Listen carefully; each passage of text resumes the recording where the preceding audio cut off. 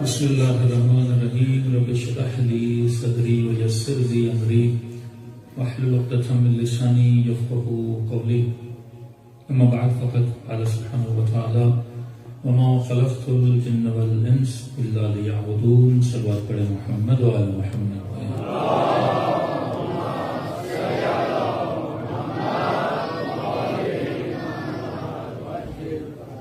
دعا ہے پروردگار عالم ہم سب کی عبادتوں کو اپنی بارگاہ میں قبول فرمائے اور جس مقصد زندگی کی خاطر ان مجالس میں محافل میں آتے ہیں خدا ان مقاصد میں بھی ہم سب کو کامیابیاں نصیب فرما دے. یہ اللہ کا کرم ہے، فضل ہے کہ اللہ نے دوسری شب قدر بھی ہم سب کو نصیب کی، کیونکہ اس کی مرضی ہے بندے کو کتنی زندگی دینی ہے. فرماتے ہیں ہر وہ نعمت کی رات جو تمہیں نصیب ہوتی ہے یہ تمہارا رزق تھا. اگر رزق نہ ہوتا کبھی بھی ہمارے نصیب میں نہ ہوتا.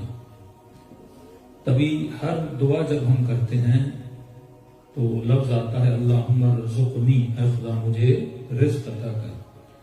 ایک غلط تصور یہ پایا جاتا ہے کہ رزق صرف مال ہے. فرمایا یہ جو توبہ جو تم کرتے ہو اپنی گناہوں پہ یہ بھی اللہ کا رزق ہے. جس کو خدا رزق توبہ نہیں دیتا اس بندے کو توبہ نصیب نہیں ہوتی. یعنی یہ توفیق ہر کسی کو نہیں ملتی. کئی لوگ ہیں جو گناہ کرتے ہیں پر توفیق توبہ نہیں ملتی. ان میں سے معصومین کا فرامین ہے جو ہمارے قاتلین ہیں، جو ہمارے دشمن ہیں، جن کے دل میں بغض علی اور آل علی ہے، خدا کبھی بھی ان کو توفیق توبہ نہیں دیتا. جبکہ کائنات کا کوئی بھی ایسا گناہ نہیں جو خدا کی رحمت سے بڑا. پھر یہ سوال اٹھتا ہے نا، بعض برادران اہل سنت بھی کرتے ہیں کہ خدا کا جب کرم اتنا بڑا ہے تو دنیا کا کون سا گناہ ہے جو اللہ کے کرم اور اللہ کی رحمت سے بڑا. تو پھر ایسے سوال بھی کرتے ہیں کہ رسول نے مثلا اس شخص کو بخش دیا جس نے جناب حمزہ کو قتل کیا تھا، تو کہتے ہیں اگر خدا کرنے پر آئے قیامت کے دن تو بخش سکتا ہے مثلا بڑے سے بڑے قاتلین کو، بڑے سے بڑے ظالمین کو. آپ کون ہوتے بولنے والے جبکہ خدا کی رحمت ہر شے سے بڑی ہے. تو یہ سوال میرے معصوم سے بھی ہوا تھا کہ مولا کائنات کا کوئی ایسا گناہ ہے جو اللہ کی رحمت سے بڑا ہو؟ معصوم نے کہا نہیں، ہر شے سے اللہ کی رحمت بڑی ہے. پھر یہ سوال ہوا کہ مولا ایسے ایسے لوگ، ایسے ایسے ظالم جن پہ دن رات ہم لعنتیں کرتے ہیں، مثلا شب قدر میں آج بھی 100 مرتبہ قاتل امیر المومنین پہ آپ لعنت کریں گے، تو پھر آج ہم لعنت کریں کل خدا کی کرم بڑا ہے، رحمت بڑی ہے اور وہ بخش دے، تو پھر ہمارے لعنتیں کس کام کی؟ تو معصوم نے فرمایا پہلی شرط یہ ہے گناہ تب تک بخشا نہیں جاتا جب تک بندہ توبہ نہ کرے. ایک وہ چھوٹے سے چھوٹا گناہ، بڑے سے بڑا گناہ. دوسری شرط یہ ہے اگر توبہ کرے گا تو خدا معافی دے گا. پھر معصوم سے کہا مولا اگر وہ سب سے بڑا ظالم اگر توبہ کر لے تو پھر کیا ہوگا؟ معصوم نے فرمایا توبہ وہی کرتا ہے جس سے خدا توفیق توبہ عطا کرتا ہے. اور ہمارے قاتلین کو، دشمنوں کو، مبغضین کو خدا کبھی بھی یہ توفیق توبہ عطا نہیں کرتا. تو یہ توبہ جو آپ کرنے آتے ہو یہ بھی رزق پروردگار عالم. کئی ایسے مسلمانوں کو میں جانتا ہوں جنہیں شب قدر کئی سالوں سے نصیب ہی نہیں ہے. کئی ایسے کلمگو ہیں کئی سالوں سے جن کو روزے نصیب نہیں ہیں. کئی ایسے اپنوں کو جانتا ہوں شیعہ ہیں، مال بھی ہے، دولت بھی ہے، پیسہ بھی ہے، کہتے مولانا 20 سال گزر گئے ابھی تک ہم کربلا نہیں گئے. مطلب وسائل تھے پر نہیں گئے. ایک تو مجبوری بندہ جا نہیں سکتا نا. سب کچھ ہونے کے بعد بھی امام حسین کی زیادت سے محروم ہے. سب کچھ ہونے کے بعد بھی والدین کی خدمت سے محروم ہے. کیونکہ یہ ساری چیزیں اس کو نصیب ہوتی ہیں جس سے خدا توفیق عطا کرتا ہے. تو فرمایا ان راتوں میں اگر مجلس اہل بیت میں آئے ہو، بیٹھے ہو، یہ ذکر سن رہے ہو، آنکھوں سے 2 آنسو، ایک آنسو مچھر کے پر کے برابر بھی اگر تمہاری آنکھیں گیلی ہو جاتی ہیں تو ذکر کے بعد سجدہ شکر ادا کیا کرو کہ خدا تیرا شکر ہے تو نے علی کی مجلس بھی نصیب کی اور محفل توبہ بھی نصیب کی. پھر خدا کہتا ہے ان شکرتم لازیدنکم، اگر میرا شکر ادا کرو گے تو پھر اگلے سال بھی میں تجھے شب قدر نصیب کروں گا. صلوات پڑھے محمد و علی محمد.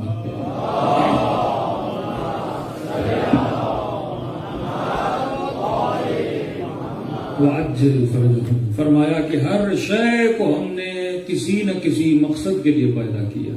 کائنات کی کوئی بھی ایسی شے نہیں ہے جو بے مقصد بنائی گئی ہو.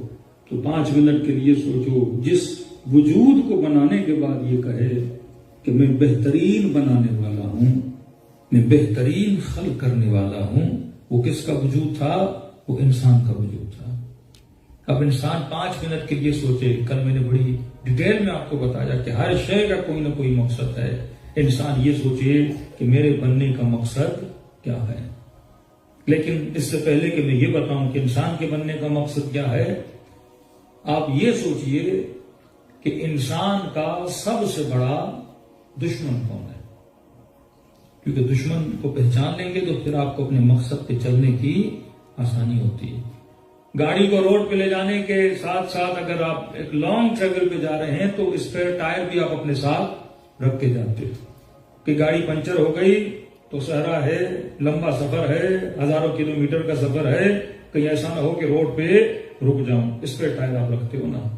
یا یہ بھی سوچتے ہو اس راستے پہ جس پہ چل رہا ہوں وہاں پہ خطرات کون سے ہوں گے. لوگ جب سمندر کی کشتیوں میں سفر کرتے ہیں تو اپنے ساتھ ایک سیف جیکٹ رکھتے ہیں. خدا نہ خواستہ کشتی سے بندہ الٹ گیا تو یہ جیکٹ ہو. گاڑی کے ایکسیڈنٹ کے خطرے کے لیے لوگ انشورنس کرواتے ہیں. گھر میں آگ نہ لگ جائے انشورنس کرواتے ہیں. کوئی مہنگی سی مہنگی چیز ہو اس کی آپ انشورنس کرواتے ہو. لیکن اگر کوئی $20 $30 کی آپ نے چیز خریدی ہے اس کی کوئی بندہ انشورنس نہیں کرواتا. $2000 کی چیز ہے، $4000 کی چیز ہے، خدشہ ہے یہ چیز گم نہ ہو جائے، چوری نہ ہو جائے تو آپ اس کی انشورنس کرواتے ہو. اسی طرح انسان اگر اپنی قیمت بہت زیادہ سمجھے گا تو خود کو انشور کرے گا. اگر اس کی قیمت کچھ بھی نہیں، اگر اس نے اپنی قیمت لاچیز لگائی ہے تو خود کو انشور نہیں کرے گا. تبھی معصوم فرماتے ہیں کہ اس سے پہلے کہ اس کائنات میں جیو اپنے دشمن کو پہچانو. قرآن میں خدا اپنے ذکر سے پہلے اپنے دشمن کا ذکر کرتا ہے کہ بسم اللہ کے پڑھنے سے پہلے پڑھو اعوذ باللہ من الشیطان اللعین الرجیم. اے خدا مجھے شیطان کے شر سے بچا. اس کے شر سے بچو گے تو خدا کی رحمت میں آؤ گے. یہ نہیں کہ ایک ہاتھ میں شیطان ہو دوسرے ہاتھ میں اللہ کی رحمت لے کر چلو تو کامیاب نہیں ہوگے. تو سب سے پہلا سوال جو انسان کو اپنے آپ سے کرنا چاہیے کہ انسان کا سب سے بڑا دشمن کون ہے. کون ہے انسان کا سب سے بڑا دشمن؟ ایک مومن نے کہا شیطان. دوسرا انسان کا سب سے بڑا دشمن کون ہے؟ نفس. تیسرا سب سے بڑا دشمن کون ہے؟ یہ 2 ہی دشمن ہیں آپ لوگوں کے. ہاں تیسرے تک تو آئیے. مومن کہہ رہے مال دشمن. مال دشمن تھا تو آسٹریلیا کیوں آیا؟ مال دشمن ہوتا تو ابھی چندہ کیوں جمع ہوتا ہے؟ مال برا نہیں جہاں مال استعمال کیا جاتا ہے وہ چیز اچھی ہوتی ہے یا بری ہوتی ہے. ڈالر برا نہیں، اسے تو استعمال کہاں کرتا ہے وہ تیرے اوپر ہے. 2 ہی جواب ملے. کسی نے کہا سب سے بڑا دشمن شیطان ہے، کسی نے کہا سب سے بڑا دشمن نفس ہے. اگر تیسرا کسی کے ذہن میں بتا دے تو پھر میں جواب دوں. ایک مومن کہہ رہا پیٹ، دوسرا کہہ رہا خواہشات. یہ دشمن ہے تو افطاری پہ لے کے کیوں بیٹھتے ہو؟ پیٹ کیوں دشمن ہے بھائی؟ پیٹ ہے تو یہ جسم چل رہا ہے. پیٹ نہ ہوتا تو یہ باڈی سروائیو کیسے کرتی؟ یہ پورا کارخانہ اسی پیٹ سے تو چل رہا ہے. یہ دیکھیں نا مس انڈرسٹینڈنگ کتنی ہے ہمارے پاس کہ کوئی پیٹ کو دشمن سمجھ رہا ہے، کوئی مال کو دشمن سمجھ رہا ہے، کوئی کہہ رہا ہے تکبر دشمن ہے، کوئی کہتا ہے غرور دشمن ہے. حالانکہ یہ ساری چیزیں آپ کی فطرت میں ہیں. اگر بری ہوتی تو خدا کیوں دیتا؟ اگر بری ہوتی تو خدا اہل بیت کو پیٹ نہ دیتا. پیٹ اگر برا ہوتا تو خدا اہل بیت کو دیتا. اہل بیت سے ایک چیز دور رکھی اور اس گناہ کو دور رکھا نا, نجاسات کو دور رکھا اہل بیت سے. یہی مسئلہ ہے کہ ہم خود کو جانتے نہیں ہیں, پہچانتے نہیں ہیں. آپ کو نہیں پتا تو آپ کے بچوں کو کیسے پتا ہوگا کہ میرا سب سے بڑا دشمن کون ہے؟ ہم نے خود ساختہ دشمن تو بہت بنائے ہوئے ہیں, لیکن وہ دشمن جس کی نشاندہی امیر المومنین کریں, وہ دشمن جس کا امام حسین دیں, وہ دشمن جس کی وجہ سے دنیا دشمن بنی آل رسول کی. کل میں نے طوطے کی مثال دی تھی آپ کو کہ جو کہے کافر کافر شیعہ کافر, میں نے کہا وہ اس بندے پہ غصہ نہیں کرنا چاہیے. غصہ آپ کس پہ کرو گے؟ جس نے اس بندے کو سکھایا ہے. 80% مسلمانوں کے جو عقیدے ہیں وہ سوچ اور فکر کی بنیاد پر نہیں ہے. جو مفتی نے کہا, جو مولوی نے کہا, اس نے اپنا عقیدہ بنا دیا. یہ صرف پاکستان کی بات نہیں ہے, ویسٹرن سوسائٹی کا بھی یہی حال ہے. جو ٹی وی نے دیا, جو میڈیا نے دیا, جو سسٹم نے دیا, دنیا اسی کو فالو کرتی جا رہی ہے. آج روڈ پہ کسی بھی جوان کو پکڑ کے پوچھو کہ تم نے مثلا یہ فیشن کیوں کیا, تم نے بال اس طرح کیوں بنائے, تم نے یہ شرٹ کیوں پہنی ہے, تم نے ایسا لباس کیوں پہنا ہے, کسی کے پاس کوئی بھی ریزنیبل آنسر نہیں ہے. جواب ایک ملتا ہے کہ میں فیشن کو فالو کر رہا ہوں. تو پوچھو فیشن کیا ہے, فیشن کا تجھے پتہ ہی نہیں ہے. آج لوگوں کا امام علی ابن ابی طالب نہیں ہے, امام فیشن بنا ہوا ہے. امام کون ہوتا ہے؟ جس کو فالو کیا جائے. امام کون ہوتا ہے؟ جس کی طرح زندگی بسر کی جائے. یہ تو نہیں کہ میرا مولا امام علی ابن ابی طالب ہے, میں شب 19 اور شب 21 مولا کی شہادت مناؤں, لیکن میری زندگی میں علی رول ماڈل نہ ہو, کوئی اور رول ماڈل ہو. عربک میں فیشن وہ فیشن کرتا کون ہے؟ اگر میں کسی چیز کو فیشن بناؤں آپ فالو کرو گے؟ نہیں. میں کوئی نیا فیشن کریٹ کر دوں اور آسٹریلیا میں چلنے لگوں, سوال یہ ہے پورے آسٹریلیا میں کتنے لوگ مجھے فالو کریں گے؟ سکھوں کا بھی تو فیشن ہے نا, سر پہ پگڑی رکھ کے چلتے ہیں, لیکن سوال ہے کتنے انگریز ان کو فالو کرتے ہیں؟ مسلمانوں کا بھی تو فیشن ہے نا, سر پہ ٹوپی رکھ کے چلتے ہیں, کتنے لوگ ہیں جو مسلمانوں کو فالو کرتے ہیں؟ تو فیشن میں رول ماڈل نہیں ہوں. فیشن کا رول ماڈل کون ہے؟ کوئی ایکٹر. فیشن کا رول ماڈل کون ہے؟ کوئی فٹ بال کا اسٹار. وہ جیسا کرے گا لوگ کریں گے. اور ہمارے شیعوں میں فیشن کا رول ماڈل کون ہے؟ نوح خان, سیلیبریٹیز.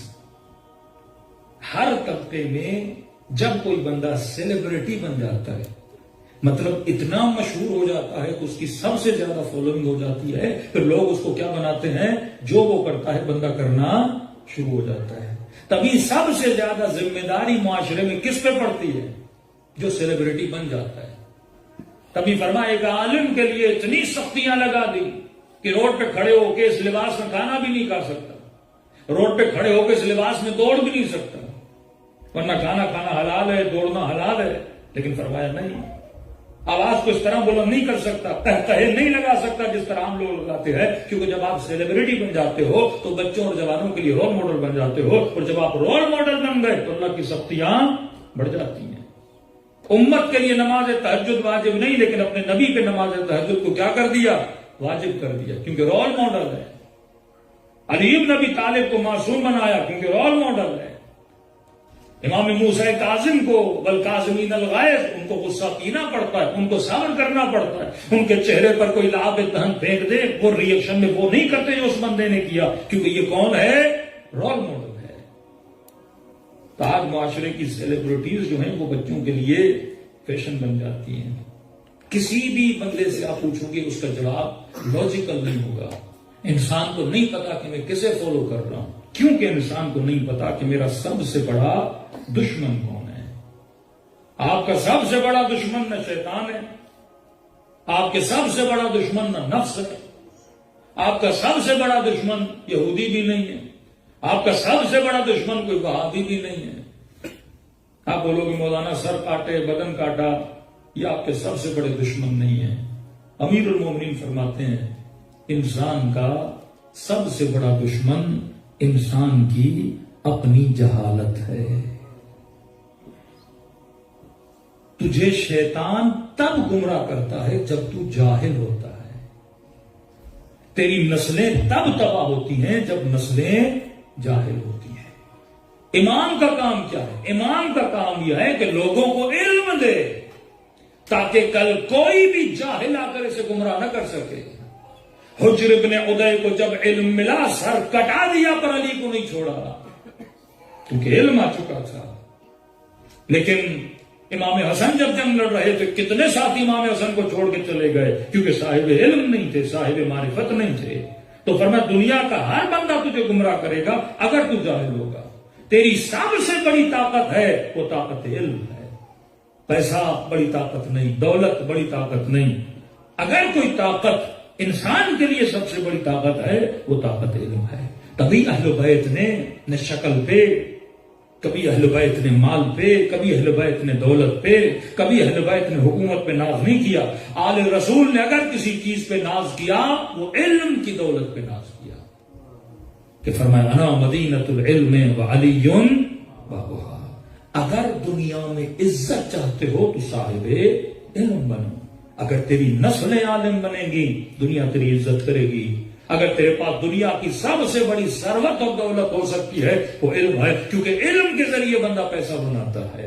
علم ہنر اگر تیرے پاس ہوگا تو کبھی دنیا میں کسی سے بھیک نہیں مانگے گا، لیکن اگر بے ہنر ہو جائے گا تو دنیا کا بھی محتاج رہے گا۔ تو علم تیری دنیا بھی بناتا ہے آخرت بھی بناتا ہے۔ تبھی فرمایا اطلبوا العلم من المہد الی اللحد، علم حاصل کرو گہوارے سے لے کر قبر تک۔ میں کہوں گا یا رسول اللہ یہ حدیث کیسی آپ نے بیان کر دی کہ علم حاصل کرو گہوارے سے لے کر قبر تک علم حاصل کرو۔ اب سوال بنتا ہے رسول کی حدیث ہے اور نبی کا کلام تو بڑا سائنٹیفکلی ہوتا ہے، یا رسول اللہ گہوارے سے میں کیسے علم حاصل کروں؟ مجھے تو یہ بھی نہیں پتا میں جب پیدا ہوا تھا میرے سرانے پہ کون کھڑے تھے، مجھے تو 2 سال تک اپنی میموری بھی یاد نہیں ہے، 4-5 سال کے بعد مجھے یاد آتا ہے۔ یا رسول اللہ گہوارے میں علم حاصل کیسے کروں جبکہ نہ توانائی ہے نہ طاقت ہے؟ تو اشارہ کس کی طرف ہے؟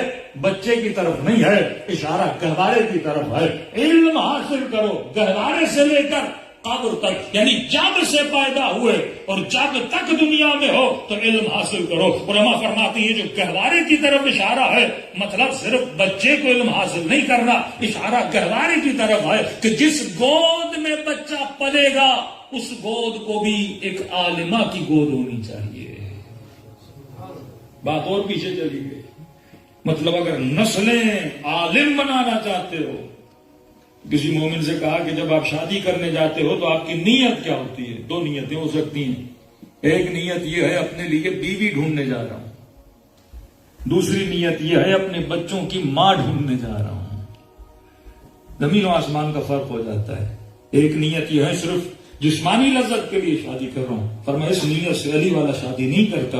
اطلب العلم من المہد الی اللحد، وہ گہوارہ ڈھونڈو، وہ گود تلاش کرو جس گود میں تو نے ایک بچے کو علم حاصل کروانا ہے۔ اب گود اگر کسی عالمہ کی گود ہوگی، کسی بامعرفت خاتون کی گود ہوگی، اب اس گود میں جو بچہ پروان چڑھے گا وہ بچہ جا کے صحیح بچہ بنے گا۔ تبھی امیر المومنین جب شادی کرنا چاہتے تھے تو بی بی ام المنین کے لیے جب رشتہ بھیجنا چاہا تو جناب عقیل کو کہا مولا آپ خود کیوں نہیں ڈھونڈتے؟ کہ آپ کو مولا نے مشورہ دیا اور صلاح دی گئے بندے خدا جب شادی کرو تو رشتے کے لیے اسے بولو جو حسب کو جانتا ہو، جو نسب کو جانتا ہو، جو قبیلوں کو جانتا ہو۔ جناب عقیل قبیلہ شناس تھے، کسی بھی قبیلے کا نام آتا تھا بتاتے تھے یہ بہادر قبیلہ ہے، ادھر وہ قبیلہ ہے، اس قبیلے کی یہ بری عادتیں ہیں۔ کہ عقیل ایسا قبیلہ ڈھونڈو جو بہادر قبیلہ ہو، جو حسب اور نسب والا قبیلہ ہو، جو نڈر قبیلہ ہو۔ کہ مولا کیوں؟ فرمایا کیوں کہ ایسے قبیلے سے کسی خاتون کو لاؤ، کیونکہ میں نے پروردگار عالم سے عباس مانگا ہے، اور عباس تب تک عباس نہیں بنتے جب تک ام المنین کی گود میں یہ بچہ نہیں پلتا۔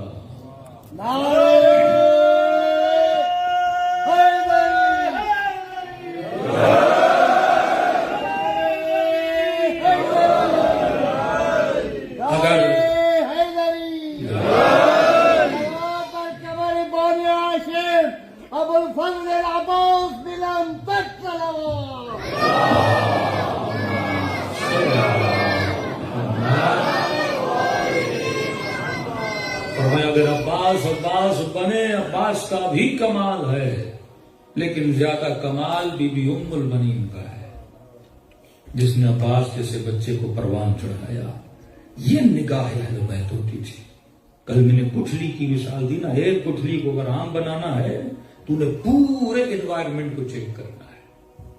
کہیں پر بھی انسان غلطی کر لے وہ نسل ویسی نہیں بنتی، یہ تم نے تلاش کرنا ہے۔ بھائی حیوانوں میں بھی اگر اعلیٰ نسل بریڈ کروانی ہوتی ہے تو بندہ چیک اینڈ بیلنس کرتا ہے، یہ تو انسانی نسل ہے، یہ تمہیں دیکھنا پڑے گا کہ تم کس گود میں نسل کو پروان چڑھا رہے ہو، تو کم از کم ایسی خاتون کا انتخاب کرو جو بامعرفت ہو، وہ صاحب علم ہو۔ تو انسان کا سب سے بڑا دشمن کون ہے؟ انسان کی اپنی جہالت ہے۔ تبھی دعائے کمیل میں کہتے ہو ظلمت نفسی وتجرأت بجہلی، میں ظالم تبھی بنتا ہوں جب اپنے نفس پہ ظلم کیوں کرتا ہوں؟ کیونکہ میں جاہل ہوتا ہوں۔ اگر ہم عالم بن جائیں کبھی بھی شیطان ہمیں گمراہ نہ کر سکے۔ یوسف صاحب علم تھے، شیطان گمراہ نہ کر سکا۔ جو صاحب علم ہوتا ہے کتنے بھی اسے گمراہی میں ڈال دیا جائے، بدترین ماحول میں چلا جائے، لیکن اس کا علم اسے اس گمراہی سے بچاتا ہے۔ اور کون سا علم؟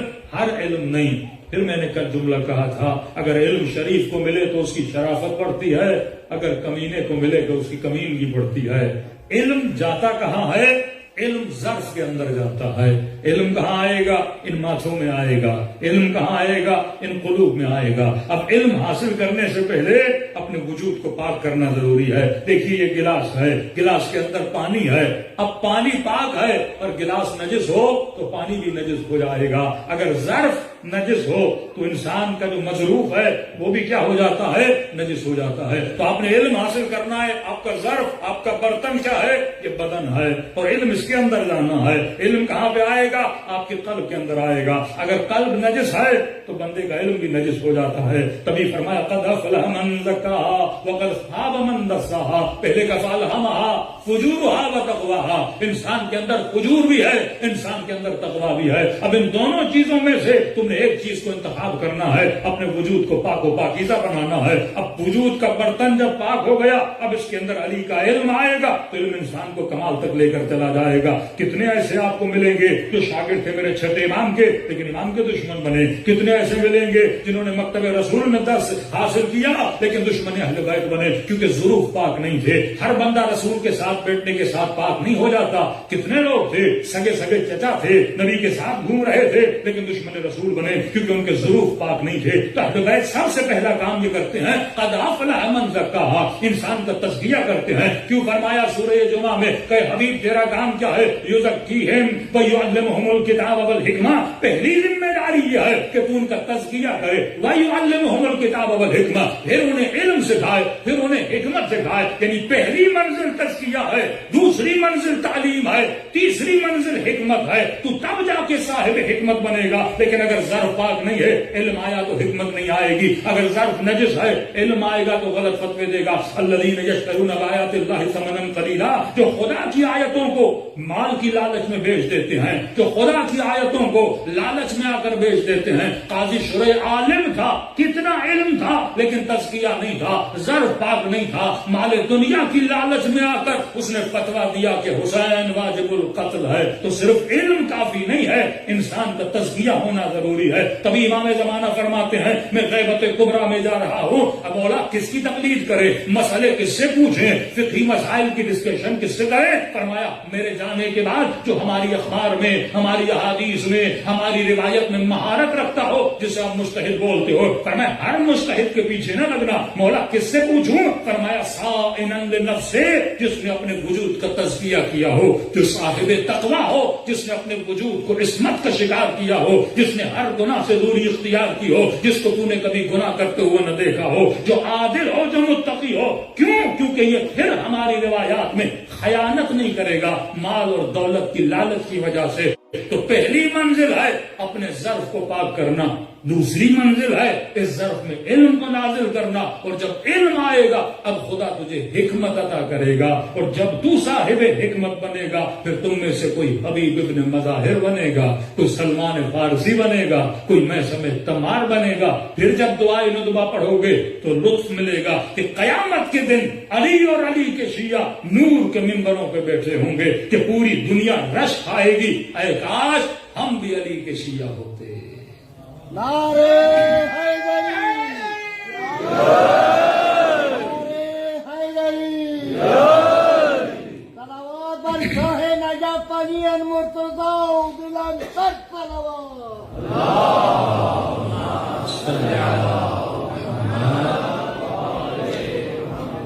تو پہلی منزل انسان کا سب سے بڑا دشمن جہالت انسانی ہے. اچھا، کل میں نے کہا جاہل کسے بولتے ہیں؟ جاہل کسے بولتے ہیں؟ جو اپنے علم پر عمل نہ کرے. باتیں یاد رکھا کریں، پھر فائدہ کیا مجلس میں آنے کا. جاہل وہ جو اپنے علم پر عمل نہ کرے. عمل وہ نہیں کرتا جس کا تزکیہ نہیں ہے. میں نے ڈاکٹر کی مثال دی.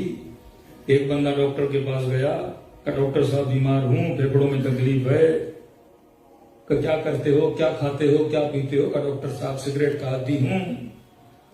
کہ آج کے بعد سگریٹ چھوڑ دو، کینسر نہ لگ جائے. اس نے ڈاکٹر کے کہنے پہ سگریٹ چھوڑ دیا. ان پڑھ تھا. ڈاکٹر نے مشورہ دیا، اس نے عمل کیا. ڈاکٹر پڑھا لکھا، دنیا بولے عالم ہے. کیا مولانا 5-6 ہفتوں کے بعد ایک دوست کی شادی تھی، جب اس شادی میں گئے اسی ڈاکٹر کو دیکھا سگریٹ پہ سگریٹ پی رہا تھا. دنیا بولے گی یہ ڈاکٹر عالم ہے. علی بولتے اس سے بڑا کوئی جاہل نہیں ہے جو اپنے علم پر، اپنی نالج پر عمل نہ کرے، وہ جاہل ہے. مطلب اس علم نے تجھے کوئی فائدہ نہیں دیا. مطلب بندہ سمندر کے ساتھ رہے پھر بھی پیاسا رہے. 28 سال علی کے ساتھ رہے پر لوگ پیاسے رہے، جاہل تھے. حسین ساتھ میں کربلا میں، لیکن تلے ہوئے ہیں کہ حسین کا گلا کرتے ہیں. جاہل ہے. اور عالم تھا، سمجھ گیا کہ حق کیا ہے، باطل کیا ہے. حق شناس بنا، ورنہ خدا کہے تیری مثال گدھے جیسی. اڑا ہے کہ کل نام بلحمد. گدھے کے گردن میں ہیرا باندھ دیا جائے، گدھے کو کیا پتا ہیرا کیا ہوتا ہے. اس کے لیے ہیرا ہو، سونا ہو، پتھر ہو، تینوں چیزیں برابر ہیں. لیکن تیرے لیے ہیرے کی قیمت بڑی ہے کیونکہ تو ہیرے کو جانتا ہے. لیکن اگر تجھے پتا ہی نہ ہو فیروزے کا پتھر کیا ہوتا ہے، تجھے پتا ہی نہ ہو مثلا ڈائمنڈ کیا ہوتا ہے. آپ کے سامنے بھی ڈائمنڈ ایک پتھر ہے، لیکن جب معرفت آتی ہے نا، آپ کو پتا ہے معاشرے میں اس کی قیمت ہے. فرمایا جو مجمع بیٹھا ہے نا، امام زمانہ ایک ایک کو چنتے ہیں. ان کو پتا لگتا ہے کون مومن ہیرے کی طرح ہے، ڈائمنڈ کی طرح ہے. یہ 313 کا عدد جو آتا ہے نا، وہ چنتے ہیں ان کو. وہ انسان شناس ہیں، وہ جانتے ہیں کس کی قیمت کتنی ہے، کس کی ویلیو کتنی ہے. اب یہ طاقت خدا نے تجھے دی، تو نے ہیرا بننا ہے، پتھر بننا ہے، کیا بننا ہے؟ یہ ایمان کے جو 9 منازل ہیں، تمہیں کس منزل پہ آ کے کھڑا ہونا ہے؟ اس کائنات میں اگر کسی چیز کی ریس لگنی ہے وہ ایمان کی ریس ہے. ہر شے میں ہرس حرام ہے، لیکن فرمایا عبادت کے لیے مومن کو حریص ہونا چاہیے. لالچ رکھے کہ میں نے کم کیا اور زیادہ کروں، اور زیادہ کروں. اور یہ کب کرے گا؟ جب مومن صاحب علم بنے گا، جہالت کی وادی سے نکل کر علم کی وادی میں آئے گا. لیکن اس سے پہلے ضروری ہے کہ انسان اپنا تزکیہ کرے. تزکیہ کب کرے گا؟ جب اپنے آپ کو پہچانے گا. آپ نے گھر صاف کرنا ہے، گھر کیسے صاف کرو گے؟ جب پتا ہوگا نا گھر کس چیز سے صاف ہوتا ہے. صابن سے صاف ہوگا، ڈیٹول سے صاف ہوگا. اسی طرح میرا وجود کس سے صاف ہوتا ہے؟ مولانا میں نے اپنا تزکیہ کرنا ہے. ہاں، کس شیمپو سے نہاؤں، کس صابن؟ بھائی شیمپو اور صابن سے بندے کا تزکیہ نہیں ہوتا. ظاہری بدن پاک ہوتا ہے. انٹرنل پاکی کیسے آتی ہے؟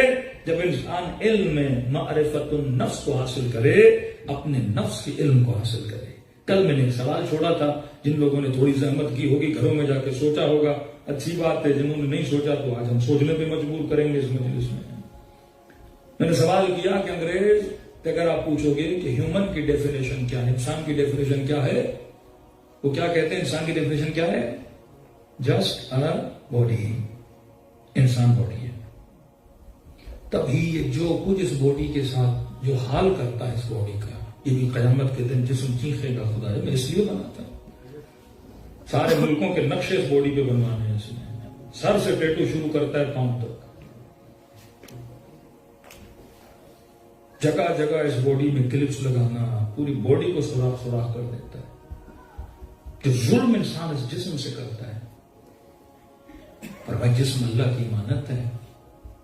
دو چیزیں یاد رکھو, یہ جسم تیرا خادم ہے, تو جسم کا خادم نہیں ہے. مسلمان جسم کو اپنی خدمت کے لیے استعمال کرتا ہے, کافر جسم کی خدمت میں لگ جاتا ہے. اس دن کسی بچے نے یہ سوال کیا کہ مولانا اگر خدا ماں باپ سے زیادہ پیار کرتا ہے تو ہم سے روزہ کیوں رکھواتا ہے؟ میری ماں سے تو میری بھوک نہیں دیکھی جاتی, اللہ کو تو مزہ آتا ہے ہمیں بھوکھا دیکھے. 30 دن بھی نہیں کہتا, پھر ہفتے میں 1 دن اور بھوکے رہو, اور زیادہ میرے قریب آنا ہے تو پورا ہفتہ بھوکے رہو. کہ یہ کیسا محبوب ہے, یہ کیسی محبت کرنے والا ہے, میری بھوک سے اسے کیا ملتا ہے؟ مطلب میں تڑپوں اور اللہ کو مزہ آئے. کہ یہ کیسی محبت ہے؟ کئی ماں ہیں نا, بچے نئے نئے بالغ ہوتے ہیں, کئی فونیں کرتی مولانا تھوڑی معافی مل جائے, آدھا روزہ رکھ لے, پورا نہیں رکھ پا رہا, بچہ پیاسا ہے. کیوں ماں ایسا کرتی ہے؟ کیونکہ ماں بچے سے کیا کرتی ہے؟ محبت کرتی ہے. اور یہ کہو کہ خدا 40 ماؤں سے زیادہ پیار کرے, اتنا پیار کرے مجھ سے, پھر میری بھوک سے خدا کو کیا ملتا ہے؟ یہ سوال آپ سے انگریز بھی کرتے ہیں. جب افریقہ گئے تو وہ کالا ان کا ڈرائیور تھا, کرسچن تھا, اسے پتا تھا مسلمان روزہ رکھتے, کہ تم لوگ پاگل ہو. ہم نے کہا بھائی تو بھی رکھا. نہیں میں روزہ, کہ اللہ نے اتنی نعمتیں کھانے کے لیے دی ہیں, تم لوگ خود کو روکتے ہو. نعمتیں کھاؤ, تم کیسے مسلمان ہو جو خود کو نعمتوں سے روکتے ہو؟ کیونکہ اسے معرفت نہیں ہے نا. یہی مسئلہ ہمارا ہے. آپ کے بچے کو پتا ہی نہیں روزہ کیوں ہے, شاید آپ کو بھی پتا نہ ہو کہ واقعا خدا مجھے تکلیف کیوں دے رہا ہے, مجھے بھوکا کیوں رکھتا ہے, مجھے پیاسا کیوں رکھتا ہے. کیونکہ علم میں معرفت النفس نہیں ہے. واقعا اگر خدا اس بدن سے پیار کر رہا ہوتا تو خدا بدن کو بھوکا کیوں رکھتا, بدن کو پیاسا کیوں رکھتا؟ ہم نے کہا اللہ تجھ سے محبت کرتا ہے, تیرے بدن سے نہیں. جب ان دو چیزوں کو الگ کرو گے کہ بدن اور ہے تو اور ہے. یہ تو بالکل ایسے ہے کہ میں نے گاڑی خریدی ہے اور گاڑی سے اتنا پیار ہے, صبح سے شام تک اس کے شیشوں کو کپڑا لگا رہا ہوں. بیٹے نے کہا بابا چلیے مثلا یہاں سے سفر پہ چلتے ہیں, 500 کلومیٹر کا سفر ہے. نہیں میرے لال, گاڑی کو تکلیف آئے گی, ٹائر اس کے گھس جائیں گے. گاڑی کو جیسا خریدا ویسا گھر پہ رکھو. کرے گا کوئی ایسا؟ یا اگر تو گاڑی چلائے گا تو کیا تجھے گاڑی سے دشمنی ہے؟ تمہاری گاڑی چلے گی, رننگ میں آئے گی, ٹائر اس کے گھسیں گے, کہیں نہ کہیں کوئی اسکریچ آ جائے گا, اس کی انجن ہیٹ اپ کر جائے گی. اب اس نے مقصد تک پہنچانا ہے تو ہیٹ اپ لینا ہے. اب اس نے مقصد تک پہنچانا ہے تو ان ٹائرز کو زمین پہ گھسنا پڑے گا, تب جا کے یہ تمہیں, کیونکہ گاڑی خریدی ہی اس مقصد کے لیے گئی ہے. اسی طرح جسم جو خدا نے تجھے دیا یہ سونے کے لیے, کھانے کے لیے, گھومنے کے لیے, صرف لذتوں کے لیے نہیں دیا. کہا یہ تیرا خادم ہے, تو اس کا مولا ہے, اس کا کام ہے تیری خدمت کرے. ماہ مبارک رمضان میں جو روزے رکھتے ہو, روزے روح کے لیے نہیں ہیں, روزے جسم کے لیے ہیں. بھوک روح کو نہیں لگتی, بھوک جسم کو لگتی ہے. پیاس روح کو نہیں لگتی, پیاس جسم کو لگتی ہے. اور خدا نے جتنے روزے رکھے جسم کے لیے رکھے, اور یہ تجھے سکھانا چاہا کہ اے بندے خدا یہ مت بھول جانا کہ جسم تیری خدمت کے لیے پیدا ہوا ہے, تو جسم کی خدمت کے لیے پیدا نہیں ہوا. جسم تیری مرضی پہ چلے گا, تو جسم کی مرضی پہ نہیں چلے گا کہ جب اس کا من کیا تو یہ کھا لے, جب اس کا من کیا تو یہ پانی پی لے, جب اس کا من کیا تو یہ اٹھ لے, جب اس کا من کیا تو یہ سو لے. فرمایا یہ تیری مرضی سے چلے گا. اسے ماہ مبارک رمضان ملا, 1 مہینہ اسے با ادب بنا کہ جب تو کہے گا تب یہ کھائے گا. یہ اپنی مرضی نہیں چلائے گا, کیونکہ کبھی یہ سرکش بن جاتا ہے. کہتا ہے جو مجھے پسند ہے مجھے لے کر دو. پھر آپ ایسے ایسے لوگ دیکھو گے سوشل میڈیا پہ 220 کلو, 300 کلو, 40 کلو, 400 کلو, پھر ہیلی کاپٹر آتا ہے ان کو اٹھانے کے لیے. کیونکہ بندہ خدا جسم کی خدمت میں لگ گیا, پھیلا پھیلا پھیلا کے ظلمت نفسی، جاہل تھا اور اپنے وجود پہ ظلم کیا. جو جسم اس کی خدمت کے لیے بنا تھا یہ خادم جسم بن گیا. آج تک دیکھا ہے آپ نے، پچھلے دن آج نے گاڑی کی مثال دی، تھوڑا اور پیچھے چلے جاتے ہیں، پر چنار میں تو گدھے بھی ہوں گے، گھوڑے بھی ہوں گے. پہلے لوگ گدھا گاڑی رکھتے تھے نا. آج تک کوئی ایسا بندہ ہے جو گدھا لے کر آئے صبح سے شام تک کھلاتا رہے؟ نہیں نہیں، تو کام نہیں کرے گا، تو سکون سے بیٹھے گا، میں تجھے گاجر بھی دوں گا، میں تجھے گھاس بھی دوں گا. 1 ہفتہ گدھے کو کھلاؤ، پھر وہ وزن نہیں اٹھائے گا، پھر وہ کام نہیں کرے گا. گدھے کو صبح سے شام تک کام کرایا جاتا ہے، اور جب اچھا کام کرتا ہے تو مالک صحیح سے گھاس بھی دیتا ہے، چارہ بھی دیتا ہے. تو گدھا سمجھ جاتا ہے اگر کام کروں گا تو مجھے کھانا ملے گا. یہ انگریزوں کے کتے جو آپ دیکھتے ہو نا، پارک میں جا کر دیکھا کرو، وہ بال پھینکتا ہے، کتا دوڑتا ہوا جاتا ہے، جب بال لے کے آتا ہے پھر کتے کو کوئی چیز کھانے کے لیے دیتا ہے. کتا مینٹلی سمجھ جاتا ہے مالک کی سنوں گا تو چاکلیٹ مثلا ملے گا، چاکلیٹ انسان کھاتا ہے. مالک کی سنوں گا تو مثلا مجھے ہڈی ملے گی یا کھانا ملے گا. فرمایا بالکل اسی طرح، ایگزیکٹ اسی طرح جس طرح حیوان کو ٹرین کیا جاتا ہے، جسم بھی وجود حیوانی ہے. اس میں اور ایک حیوان میں کوئی ڈفرنس نہیں ہے. جس طرح حیوان کو ٹرین کرتے ہو اس طرح جسم کو ٹرین کرو کہ بھائی صبح سے شام تک میری سنو گے تو افطاری پہ تجھے کھانا بھی ملے گا، تجھے لقمہ بھی ملے گا.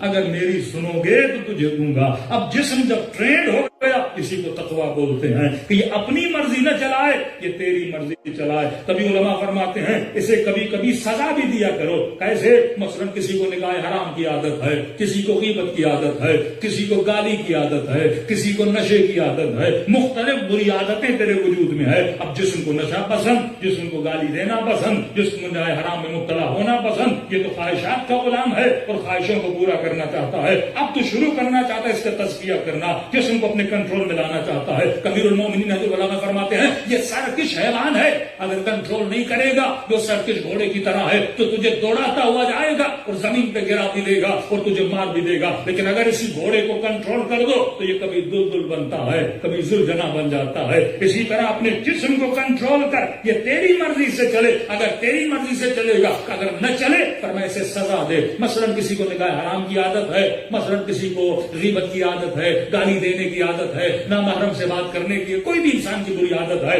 جسم کو بولو اگر تم نے نیکسٹ ٹائم غلطی کی تو میں تجھے سزا دوں گا. اب سزا کا مطلب نہیں صرف کوڑے مارو، عبادی سزا دو.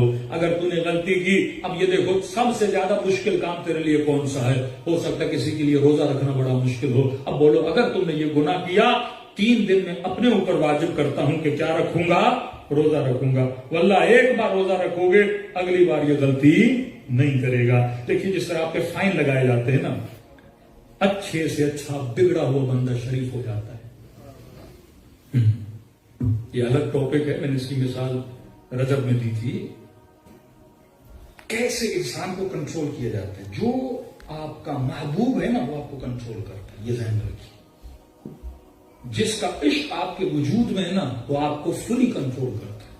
مثلا کوئی جوان کسی خاتون کے عشق میں مبتلا ہے، وہ اسے کنٹرول کرے گی. بچے کے عشق میں مبتلا ہے، بچہ کنٹرول کرے گا. گاڑی کے عشق میں مبتلا ہے، گاڑی کنٹرول کرے گی. علی کے عشق میں مبتلا ہو، علی کنٹرول کریں گے. نعرے حیدری، نعرے حیدری، صلوات بر شاہ حرام دلدل سوار صاحب ذوالفقار علی المرتضی بلند تک صلوات.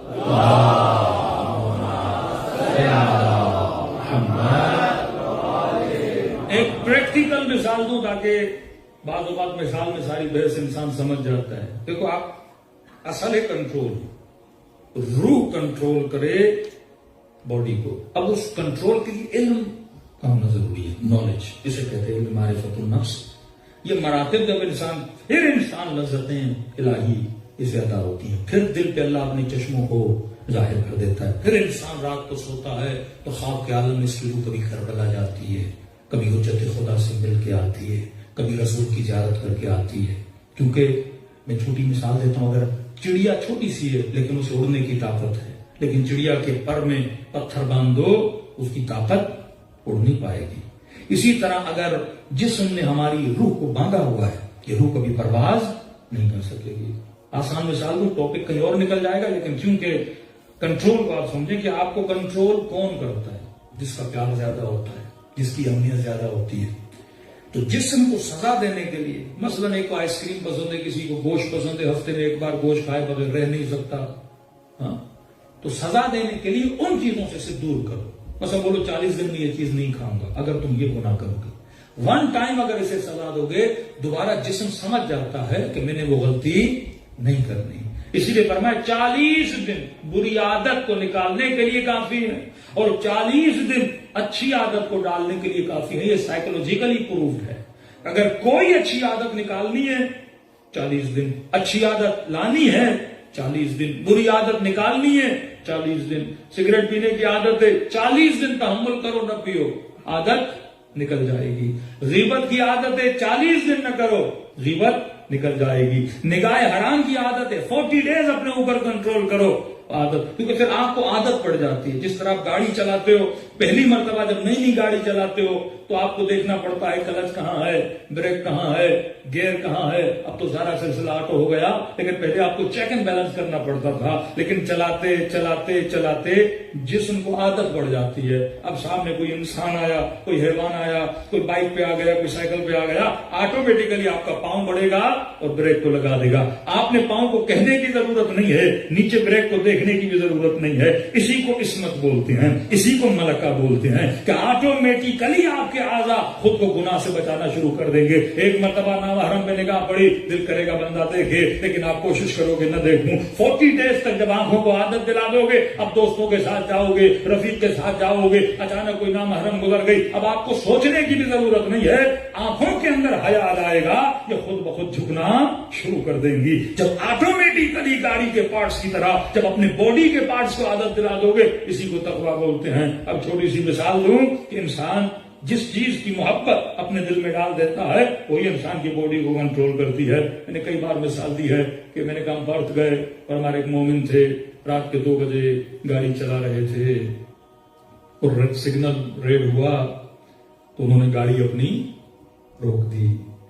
میں نے کہا ہم نے دائیں دیکھا، بائیں دیکھا، آگے دیکھا، پیچھے دیکھا، کوئی نہیں. تو ہم نے کہا آگے چلیے بھائی، سگنل ریڈ ہے تو کوئی نہیں. تو کہنے لگے نہیں مولانا، یہ پاکستان نہیں ہے، یہ آسٹریلیا ہے، یہاں رکنا پڑتا ہے. میں نے کہا آپ کیوں رک رہے ہیں؟ پاکستان میں رکتے ہیں، کہیں وہاں تو نہیں رکتے.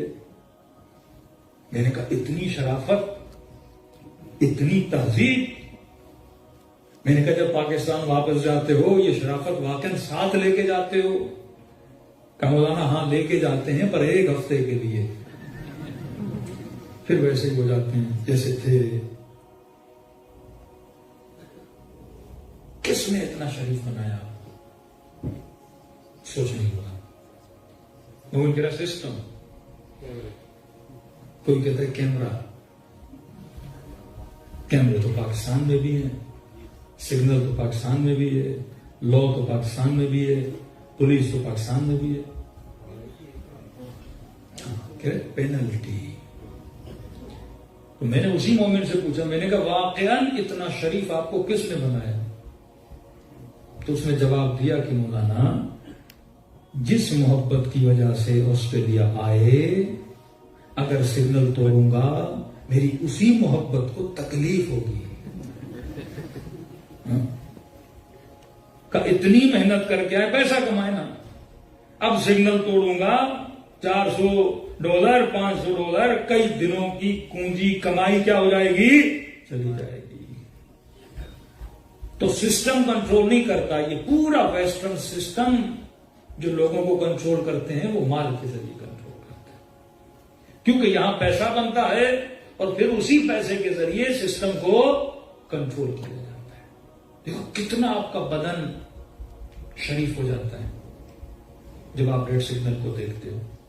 فوراً اتنی اطاعت کہ شاید اللہ کی اذان بھی سنے نا، حی علی الصلاۃ حی علی الفلاح، نہیں اللہ بعد میں آؤں گا. لیکن ریڈ سگنل وہ بندہ ہو جاتا ہے. یہ اللہ چیک کرتا ہے کہ تیرے دل میں محبت کس چیز کی زیادہ ہے. کیونکہ مال کی محبت زیادہ ہے، انسان اس مال کی محبت اس کی باڈی کو کنٹرول کرتی ہے. یہی ہے قد افلح من زکاہا وقد خاب من دساہا. کربلا اسی چیز کا نام ہے، نجف اسی چیز کا نام ہے کہ دیکھو سلمان کو کون کنٹرول کر رہا تھا، حبیب کو کون کنٹرول کر رہا تھا. پیسے کی وجہ سے تجھے سگنل کے پیچھے نہیں رکنا چاہیے، اخلاق کی وجہ سے رکنا چاہیے، سوشل رول کی وجہ سے تجھے رکنا چاہیے. شوہر بیوی کو اس لیے طلاق نہیں دے رہا کیونکہ مثلا طلاق دوں گا میری آدھی ملکیت اسے مل جائے گی، یہ کوئی اخلاق تھوڑی ہے. رشتہ پیسے کی وجہ سے قائم ہے. شادی اس لیے کرے مثلا مجھے نیشنلٹی مل جائے گی، بنیاد کیا بنی؟ اخلاق نہیں بنا، لالچ بنی. تیرا تعلق، تیرا رشتہ، تیرا بندھن کس چیز کی وجہ سے ہونا چاہیے؟ اخلاق کی وجہ سے ہونا چاہیے، آخرت کی وجہ سے ہونا چاہیے، اللہ کی محبت کی وجہ سے ہونا چاہیے. تب وہ منزل سمجھ میں آئے گی کہ مولا علی فرماتے ہیں فزت برب الکعبہ، کعبے کی رب کی قسم علی آج کامیاب ہوا. یہ ہماری درسگاہ، یہ ہماری درسگاہ، حق کا سیدھا راستہ، حق کا سیدھا راستہ، نجف کا سیدھا راستہ، جنت کا سیدھا راستہ. صلوات بر علی وآل علی نرنتر صلوات.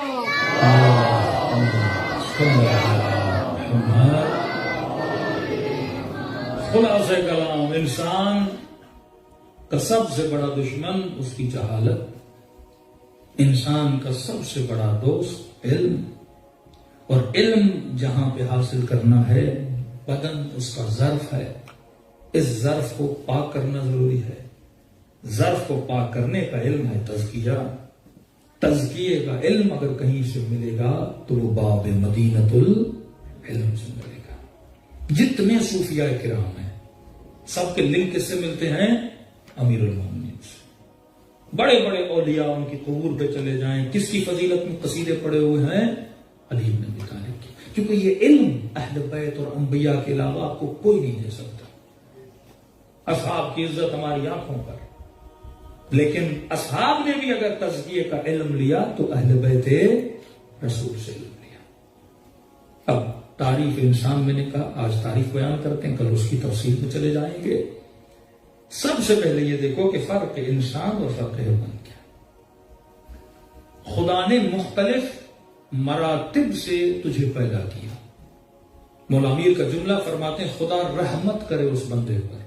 یعنی اگر زندگی میں سکون چاہتے ہو، کئی لوگ ہیں مال ہے، دولت ہے، پیسہ ہے، سکون نہیں ہے، سب کچھ ملا ہوا سکون نہیں ہے. مولا میر کے در پہ مولا اگر میں زندگی میں آپ والا سکون چاہوں، مولا حسین والا سکون چاہوں، رسول خدا والا سکون چاہوں تو میں کیا کروں؟ فرمایا اپنی نگاہ دید کو بلند کرو، بڑا کرو. نگاہ محدود، مقصد محدود. نگاہ بلند، مقصد بلند. ایک تمہارا مسئلہ یہ ہے، بس میں نے بار بار کیوں کہتا ہوں ویسٹرن ورلڈ میں لوگوں اپنی ڈیفینیشن کی جسٹ باڈی، تو لہٰذا اس کی جو نگاہ ہے کہاں تک رہ گئی؟ باڈی تک رہ گئی. امیر فرماتے ہیں نگاہ کو بلند کرو. مولا کیسے؟ فرمان سنیے مولا امیر کا. فرماتے ہیں خدا رحمت کرے اس بندے پر جو تین چیزوں کا علم حاصل کرے، وہ زندگی میں سکون پائے گا، اسے زندگی کا ہدف، زندگی کا گول ملے گا. مولا کون سا علم؟ فرمایا اللہ رحمت کرے اس بندے پر جو تین چیزوں کا علم جانے. عالم من این وفی این وإلی این. یہ جان لے کہ کہاں سے آیا ہے، کہاں پہ رہ رہا ہے، اور کہاں تک اس نے جانا ہے. تیرا سفر دنیا تک محدود نہیں ہے. پہلے یہ جانو کہ تیرا پاسٹ کیا ہے، تو کہاں سے آیا ہے. اور کہا انا للہ و انا الیہ راجعون. کہاں سے آیا ہوں؟ انا للہ، اللہ کی طرف سے آیا ہے. کہاں جانا ہے؟ وہ انا الیہ راجعون، اللہ کی طرف پلٹ کے جانا ہے. وفی این، اور کہاں پر ہے؟ یہ عالم دنیا ہے. مطلب ایک سفر تو طے کر کے آیا، دوسرے سفر میں چل رہا ہے. تیری انتہا جو منزل ہے وہ عالم برزخ، عالم قیامت، پھر جنت تک تمہیں سفر کرنا ہے. اب جب تیرے سفر کی نگاہ بلند ہو گئی، اب تو دنیا میں جو رہن سہن کا طریقہ رکھے گا وہ صرف دنیا کے لیے رکھے گا، تو قیامت تک کا سوچے گا۔ ایک انگریز صرف اپنی دنیا کا سوچتا ہے، مسلمان دنیا نہیں آخرت کا بھی سوچتا ہے، قیامت کا بھی سوچتا ہے، کیونکہ اسے پتا ہے میں یہاں کا وجود نہیں ہوں۔ کبھی فرمایا جو بھی انسان مرتا ہے دفن کہاں کیا جاتا ہے؟ زمین میں۔ کبھی سوچا کہ ہمیں آگ میں کیوں نہیں ملایا جاتا؟ کبھی سوچا کہ ہمیں سمندروں میں کیوں نہیں ڈالا جاتا؟ کبھی سوچا کہ انسان کی راکھ بنا کے اڑا کیوں نہیں دیا جاتا؟ مسلمانوں کے لیے کیوں ہے کہ اپنے جنازوں کو دفن کریں گے؟ کیونکہ اللہ کا اصل ہے کہ ہر شے یرجع الی اصلہ، ہر شے جہاں سے بنی ہے وہیں پہ پلٹ کے جاتی ہے۔ جسم کہاں سے بنا؟ مٹی سے بنا، لہذا یہ جہاں کی امانت تھی وہیں پہ پلٹ کے جائے گی۔ اگر جسم مٹی میں بنا ہے مٹی کی طرف پلٹ کے جائے گا، لیکن روح مٹی سے نہیں بنی۔ یہ نفخ الہی ہے، نفخت من روحی۔ جب بچہ 4 مہینے کا ہوا تو خدا کہتا ہے میں نے اس کے اندر اپنا نفخہ ڈال دیا، لہذا تو جہاں سے آیا ہے وہیں پہ پلٹ کے چلا جائے گا۔ اب مراتب انسانی ہیں۔ سب سے پہلا مرتبہ جب وجود جسم انسان جنم لیتا ہے اس مرتبے کو مرتبہ جمادی بولتے ہیں۔ پہلا ترین مرتبہ جو نازل ترین مرتبہ ہے۔ مثلا ایک چادر بنتی ہے تو کیسے بنتی ہے؟ پہلا مرتبہ یہ ہے کہ کپاس زمین سے نکلتی ہے۔ کپاس سے پہلے کپاس کیا ہوتی ہے؟ دانہ ہوتی ہے۔ اس دانے سے پہلے کیا ہوتی ہے؟ مٹی ہوتی ہے۔ پروسیس ہوتے ہوتے ہوتے کارخانے سے تب جا کے ایک چادر بنتی ہے، تب جا کے یہ کپڑا بنتا ہے۔ اسی طرح تو مختلف پروسیس سے گزر کے آج آ کے ماں بارگاہ کے اندر بیٹھا ہے۔ پہلی تیری منزل تھی منزل جماعت، جب تو نطفہ تھا۔ نطفہ کیا ہوتا ہے؟ جامد ہوتا ہے۔ یہ بھی اللہ کا معجزہ ہے کہ اس نے نطفے سے مضغہ بنایا، مضغے سے علقہ بنایا۔ بالکل اسی طرح جب ایک گندم کا دانہ زمین میں ڈالتے ہو کتنا سخت ہوتا ہے، جامد ہوتا ہے، جیسے زمین میں جاتا ہے دوسری منزل وہ نبات بنتا ہے، یعنی جمود سے نکل کر ایک فریز کنڈیشن کے اندر ہوتا ہے۔ جمود اسے بولتے ہیں جو فریز ہو، لکڑی جامد، پتھر جامد، یہ ممبر جامد ہے۔ 100 سال بھی ممبر یہاں پہ رہے گا، ایسا نہیں کہ ایک ممبر سے 2 ممبر ہو جائیں گے، ایسا نہیں کہ ممبر کا قد بڑھ جائے گا، اس میں جمود ہے، یہ جیسا ہے ویسا رہے گا۔ یہ مائک، یہ لوہا، یہ پتھر، یہ میری انگوٹھی، یہ ساری چیزیں جامد ہیں۔ پہلی منزل میں تو بھی جامد تھا، جب شکم مادر میں آیا جامد تھا، پھر خدا نے تجھے ترقی دی، تو نبات بنا۔ جیسے ایک دانہ پودا بن جاتا ہے، وہ دانہ خود کو توڑتا ہے، اپنے وجود کو پھاڑتا ہے، پھاڑنے کے بعد وہاں سے خدا اسے نمو عطا کرتا ہے۔ ہر پتھر کو نمو عطا نہیں کرتا، جسے چاہتا ہے اسے نمو دیتا ہے۔ کبھی پتھروں کے سینے کو چیر کے ان پتھروں سے پودوں کو نکالتا ہے۔ اسی طرح تیرے نطفے کو اللہ نے چیر کے اسے نمو دیا۔ اب یہ نطفہ بڑا ہونے لگا، اس نے ترقی کی، کیا بنا؟ نبات بنا۔ نبات بننے کے بعد تیسری ترقی سے کیا ملی؟ اب یہ حیوان بنا۔ حیوان اور نبات میں کیا فرق ہے؟ نبات نمو تو کرتا ہے، درخت بڑا تو ہوتا ہے، لیکن بڑے ہونے کے ساتھ ساتھ اس میں احساس نہیں ہوتا، اس میں ایموشنز نہیں ہوتی، اس میں شہوت نہیں ہوتی، اس میں لالچ نہیں ہوتی، اس میں غصہ نہیں ہوتا، اس کے دل میں رحم نہیں ہوتا۔ درخت ایک ایسی چیز ہے جسے آپ ایموشن لیس بولتے ہو۔ درخت میں نمو تو ہے، میرے انسان کی طرح بڑا تو ہوتا ہے، لیکن وہ احساس والا نہیں ہے۔ لیکن انسان بڑا بھی ہوتا ہے، ساتھ ساتھ اس میں احساس ہے، یہ آتے ہی روتا ہے، یہ ماں کے سینے سے لپٹتے ہی سکون میں چلا جاتا ہے، یہ محبت کو محسوس کرتا ہے۔ اس کے بدن کو کاٹو تو اسے تکلیف ہوتی ہے، چیخنا شروع ہو جاتا ہے، اسے بھوک لگے تو یہ رونا شروع ہو جاتا ہے، یہ سیراب ہو جائے تو چپ ہو جاتا ہے۔ لیکن ایک درخت کو پانی نہ دو تو کیا ہوگا؟ وہ چیخے گا نہیں۔ ایک درخت کو کاٹو تو وہ چیخے گا نہیں۔ ایک درخت کو نہیں پتا کہ محبت کیا ہوتی ہے، ایک درخت کو نہیں پتا کہ غم کیا ہوتا ہے، ایک درخت کو نہیں پتا کہ اولاد کیا ہوتی ہے۔ درخت میں زیادہ اولاد نہیں ہے، درخت میں شہوت نہیں ہے، اس میں صرف نمو ہے۔ تو پہلی منزل پتھر جو جامد ہے، بڑھتا نہیں ہے۔ دوسری منزل درخت نبات ہے جس میں نمو ہے۔ تیسری منزل حیوان ہے۔ حیوان کا مطلب یہ ہے کہ جو کھاتا بھی ہے، جو پیتا بھی ہے، جو سوتا بھی ہے، جو چلتا بھی ہے، جس میں اولاد کی محبت بھی ہے، جس میں وطن کی محبت بھی ہے۔ اگر دشمن حملہ کرے تو دفاع بھی کرتا ہے۔ کل یہ نہ کہنا کہ مولانا دشمن نے حملہ کیا میں نے اپنا دفاع کیا لہذا میں انسان ہوں، کا جو دفاع نہ کرے وہ انسان نہیں کہلاتا۔ دفاع کرنا تو ایک حیوانی صفت ہے۔ اگر تو دفاع کرنا بھی نہیں جانتا تو حیوان سے گیا گزرا ہے۔ ہے. اگر تو اولاد سے محبت نہ کرے تو حیوان سے گیا گزرا ہے. کل یہ مت کہنا کہ میرے اندر شہوت ہے اس لیے میں انسان ہوں، ارے شہوت تو حیوان میں بھی ہے. کل یہ مت کہنا میرے پاس اولاد ہے اس لیے میں انسان ہوں، ارے اولاد تو حیوان کے پاس بھی ہے. کل یہ مت کہنا کیونکہ میں راتوں کو سوتا ہوں اس لیے میں انسان ہوں، ارے نیند تو حیوان بھی کرتا ہے. کل یہ مت کہنا کہ مولانا کیونکہ میں واک کرتا ہوں اس لیے میں انسان ہوں، ارے واک تو حیوان بھی کرتا ہے. کل یہ مت کہنا میں ماں باپ سے پیار کرتا ہوں اس لیے انسان ہوں، ارے ماں باپ سے پیار تو حیوان بھی کرتا ہے. کل یہ مت کہنا کہ مولانا میرے اندر غیرت ہے اس لیے میں انسان ہوں. کل میں نے مثال دی تھی امیر المومنین کی مثالوں کو سمجھو کہ غیرت تو مرغے میں بھی ہے اس وجہ سے تو انسان نہیں ہے. حیا تو حیوان میں بھی ہے اس وجہ سے تو انسان نہیں ہے. کس وجہ سے تو انسان ہے؟ اس شرف انسانی کو تلاش کرو. ابھی تک تو شرف حیوانی پہ کھڑا ہے. جب منزل انسانی پر آئے گا یہ کھانا یہ پینا یہ چلنا یہ گھومنا اور پھرنا اور راتوں کو سونا اور شہوت کو حاصل کرنا یہ مقام حیوانی ہے. مولا میں انسان کب بنتا ہوں؟ کہ تو انسان تب بنتا ہے جب درے اہل بیت سے علم کو حاصل کرتا ہے. یہ شرف کسی حیوان کے پاس نہیں ہے. ایک ہی چیز کی وجہ سے تو انسان ہے اور وہ چیز ہے علم کا حاصل کرنا. گدھا علم نہیں حاصل کر سکتا، گھوڑا علم نہیں حاصل کر سکتا. بچے پیدا کرے گا پر علم حاصل کرنے کی صلاحیت نہیں ہے. دوڑ لگائے گا پر علم حاصل کرنے کی صلاحیت نہیں ہے. آج تک کوئی کہا کہ یہ سینئر گدھا ہے یہ جونیئر گدھا ہے. ارے گدھا تو گدھا ہوتا ہے، نہ سینئر ہے نہ جونیئر ہے. ویلیو اس کی ہے جو وزن زیادہ اٹھائے. لیکن انسانوں کے لیے بولا جاتا ہے نا بوڑھا ہو گیا ہے جسم کمزور ہے پر احترام کرو کیونکہ صاحب علم ہے. علم کی وجہ سے ویلیو ہے نا انسان کی، یا انسان کی جسم کی وجہ سے ویلیو ہے کہ بوڑھا ہو گیا اب جسم میں طاقت نہیں کام نہیں کر سکتا لہذا اس کو کچرے کی کنڈی میں پھینک دو. نہیں، علم کی وجہ سے. ان اکرمکم عند اللہ اتقاکم. اللہ کے نزدیک وہ بندہ ہے جو صاحب تقوی. صاحب تقوی کون ہوتا ہے؟ جس کے پاس علم ہوتا ہے. تو اگر آج کے بعد اپنے بچے کو سمجھاؤ، پوچھو پہلے اپنے بچے سے میرے لال ڈفرنس کیا ہے ایک انسان میں اور ایک حیوان میں. بچہ بولے بابا کھانے کی وجہ سے. بولو نہیں، کھاتی تو بلی بھی ہے. سونے کی وجہ سے نہیں میرے لال، سوتا تو حیوان بھی ہے.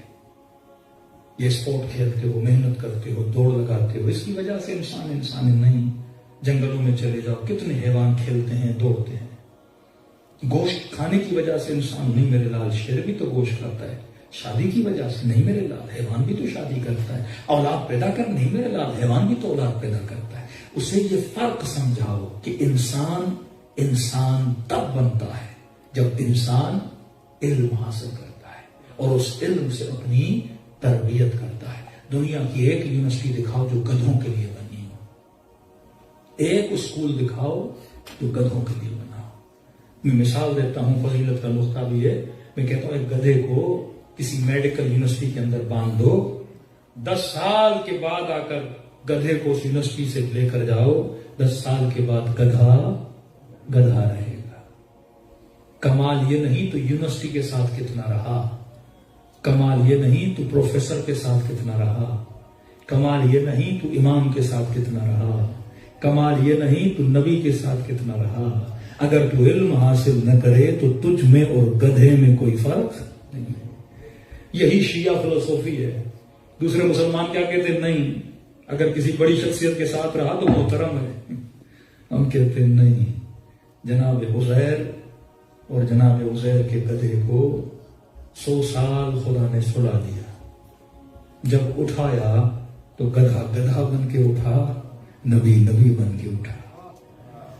کمال بشر یہ ہے جب اس کے ساتھ رہے علم حاصل کرے. اب بندہ علی کے ساتھ رہے کوئی حاصل نہ کرے. اصل یہ ان اکرمکم عند اللہ تقواکم. تم نبی کے ساتھ رہے، تم نے نبی سے سیکھا کیا؟ تربیت کی اپنی. تو حسین کے ساتھ رہا، تم نے حسین سے سیکھا کیا؟ مومن سے پوچھا جائے کتنی عمر ہے مولانا؟ 50 سال، 40 سال، 60 سال. اچھا یہ تو بتا 40 سال میں کتنی مجلسیں سنی، کتنی مرتبہ امام بارگاہوں میں گئے؟ مولانا 40 سال 40 محرم مثلا سنے. بھائی 40 محرموں سے تم نے سیکھا کیا؟ اگر سیکھا ہے تو انسان ہے. اگر مجلس میں آ کے واپس گئے ویسے کہ ویسے تو تجھ میں اور گدھے میں کوئی فرق نہیں ہے. سخت ترین جملے امیر المومنین کے. فرمایا جس کا آج اس کے کل سے بہتر نہیں، یہ ملعون ہے، ملعون ہے۔ مطلب علی والے کا کل آج اس کے کل سے کیا ہوتا ہے؟ بہتر ہوتا ہے۔ لعنت کا مطلب ہے اللہ کی رحمت اس بندے پر نہیں ہے۔ اگر تو ڈیلی بیسس پر اپنی تربیت کرے گا، علم حاصل کرے گا، تو ڈیلی بیسس پر خدا اپنی رحمت تیرے اوپر نازل کرے گا۔ کل ایک اور مولا کا فرمان سناؤں گا، یہ ڈیلی بیسس جو آپ کی زندگی گزر رہی ہے، عالم برزخ میں آپ کے لیے جسم تیار کیا جا رہا ہے۔ جیسے عمل آپ یہاں کرتے ہو ویسا جسم وہاں بنتا ہے۔ جس دن ملک الموت کو دیکھو گے، روح اس بدن سے نکلے گی، عالم برزخ والے جسم میں روح کیا ہو جائے گی؟ منتقل ہو جائے گی، پھر وہاں وہ جسم ملے گا۔ کہا تو اپنا جسم خود بناتا ہے اپنے عمل کے ذریعے سے۔ تبھی امیر المومنین فرماتے ہیں کچھ لوگ عالم برزخ میں پیدا ہوں گے، معذور ہو کر پیدا ہوں گے، معلول ہو کر پیدا ہوں گے، بیمار ہو کر پیدا ہوں گے، لیکن فرمایا ہمارے شیعہ صحیح اور سالم ہو کر پیدا ہوں گے، کیونکہ انہوں نے زندگی ایسی گزاری جیسی محمد اور آل محمد نے ان کو سکھائی تھی۔ صلوات پڑھیں محمد و آل محمد۔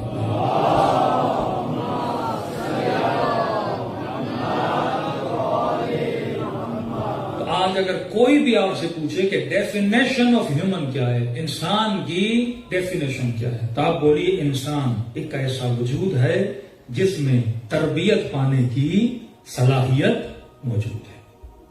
آپ ایک بندر کو یہاں لا کے اسے ٹرین نہیں کر سکتے، ہاں حیوانوں کو ٹریننگ دیتے ہو لمیٹڈ لیول تک۔ انسان ان لمیٹڈ ٹریننگ لینے کی صلاحیت رکھنے والا وجود ہے۔ یہ صلاحیت کسی حیوان میں نہیں ہے، نہ پتھر میں، نہ درخت میں، نہ کتے میں، نہ گھوڑے میں، نہ گدھے میں۔ یہ صلاحیت اللہ نے انسان کو دی ہے۔ ہاں شیر کو آپ تھوڑی دیر کے لیے ٹرین کر سکتے ہو، وہ سرکس میں آ جائے، بندر کو تھوڑا ٹرین کر سکتے ہو، لیکن آج تک دنیا نے ایسا بندر نہیں بنایا کہ ڈاکٹر بن جائے، جو پروفیشنل ڈرائیور بن جائے، جو آئی ٹی اسپیشلسٹ بن جائے، کیونکہ اس کے اندر یہ صلاحیت ہی نہیں ہے کہ وہ انلمیٹڈ بدن ہے، طاقت ہے، دماغ ہے۔ کسی نے کہا مولانا انسان کے دماغ کی وجہ سے، اب میں نے کہا دماغ کیا ہے؟ یہ برین ہے، اس برین کی وجہ سے انسان ہے۔ تو ہم سے بڑا برین تو بھینس کا ہے، ہم سے بڑا برین تو اونٹ کا ہے۔ جسم بڑا، طاقت بڑی، اور یہاں پہ غور کیا کرو، خدا کہتا ہے خلق الانسان ضعیفا، غور و فکر کرو، میں نے تجھے اپنے حیوانوں سے بھی زیادہ ضعیف بنایا۔ کس اعتبار سے؟ جسم کے اعتبار سے، کہ کل تو اپنے جسم پہ ناز نہ کرے، اپنی روح پہ ناز کرے۔ کل تو یہ بولے گا سردی انسان کو لگتی ہے کپڑے پہنتا ہے، گرمی انسان کو لگتی ہے گھر میں اے سی لگواتا ہے، گھر میں ہیٹر لگواتا ہے۔ آج تک کوئی کبوتر دیکھا جو سویٹر پہنے؟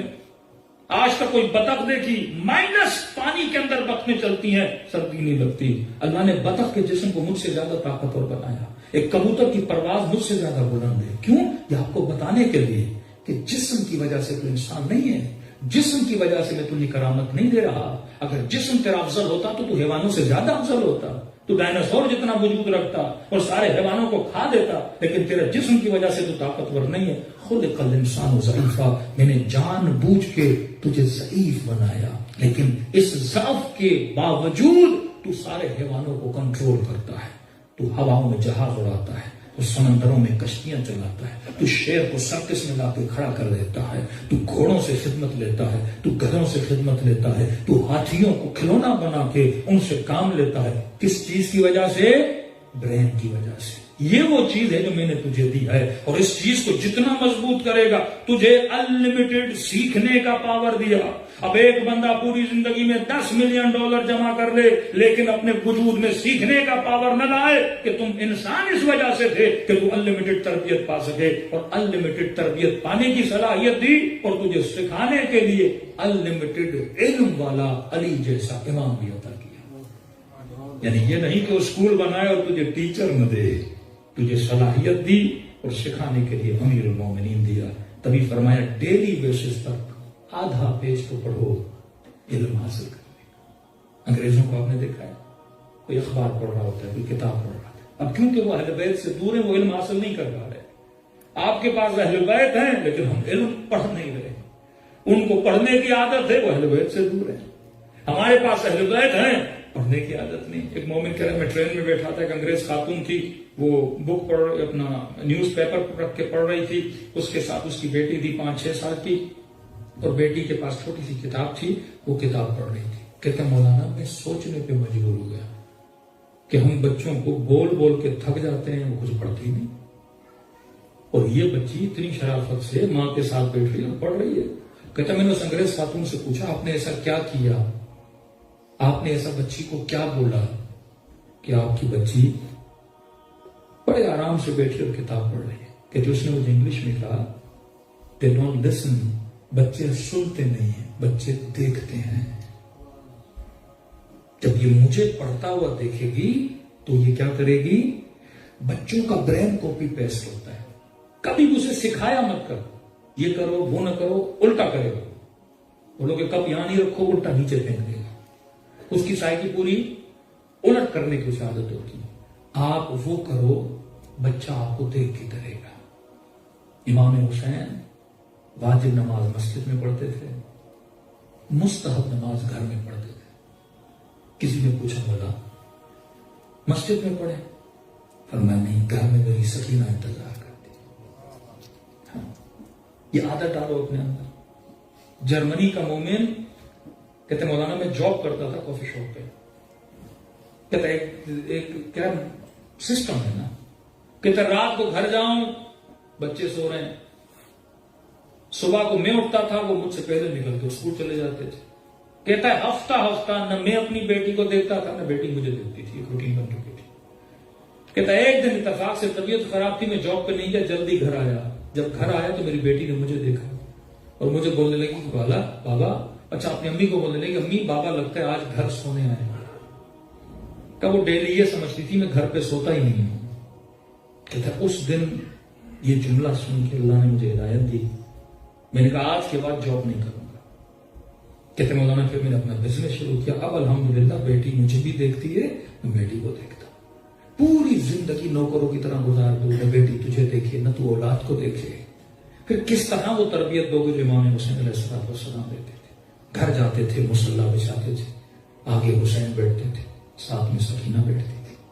اسی طرح امام علی ابن ابی طالب افطاری کرتے تھے، سفرہ لگتا تھا، بچوں کے ساتھ گھر بیٹھتے تھے۔ فقیر آتا تھا، کہتے تھے حسن یہ فقیر کو دے کر آ۔ اولاد کا آئینہ ماں باپ ہوتے ہیں، جو تو اسے سکھائے گا بچہ اس پہ چلے گا۔ فرمایا نسلیں تباہ ہو جاتی ہیں لوگوں کی جو علم سے دور ہوتے ہیں، آباد رہتے ہیں وہ لوگ جنہوں نے دامن اہل بیت کو تھاما۔ دلوں کو شاہ نجف کی طرف روانہ کریں، باب نمینۃ العلم کی طرف روانہ کریں۔ آج کوفے میں وہ لوگ غمگین ہیں جنہوں نے حدیث سے استفادہ نہیں کیا۔ جاتے جاتے بھی مولا بستر شہادت پہ یہ جملے ادا کر رہے ہیں کہ سلونی سلونی قبل ان تسألونی، پوچھو جو کچھ علی سے پوچھنا ہے، لیکن کہ اپنے سوالوں کو اتنا لمبا نہ کرو۔ اب علی میں ہمت نہیں رہی۔ انہوں فرماتے ہیں میں جنت کی طرف بلاتا ہوں، یہ بضد ہے کہ ہم نے جہنم میں جانا ہے۔ پکڑ پکڑ کے لوگوں کو علم دیتے تھے۔ یہ مجلسیں ہیں، یہ کلام اہل بیت ہے جس سے انسان کا وجود بنتا ہے۔ خلوص سے دل سے سلام کریں اپنے آقا حسین کو۔ ان راتوں میں کوشش کریں جتنا زیادہ جاگیں گے، احیا کریں گے۔ آج انشاءاللہ اجتماعی طور پہ دعائے جوشن کبیر اور قضائے عمری انشاءاللہ جماعت کے ساتھ پڑھی جائے گی۔ کوشش کریں کہ یہ راتیں زیادہ سے زیادہ آپ کی جاگنے میں گزریں، خلوص دل سے گریہ کریں، سب سے زیادہ جو دعا کریں امام زمانہ کے ظہور کی دعا کریں، تاکہ اسی زندگی میں اس کائنات میں عدل و انصاف کو حاکم ہوتا ہوا ہم سب کی آنکھیں دیکھیں، سب مل کے السلام علی الحسین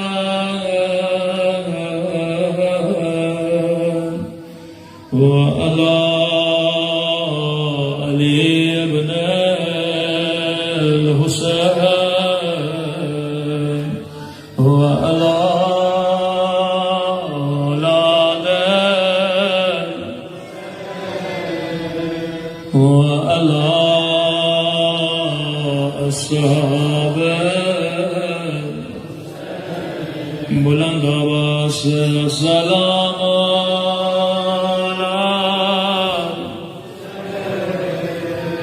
وعلی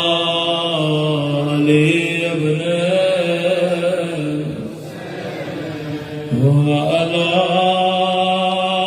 أولاده وعلى أصحابه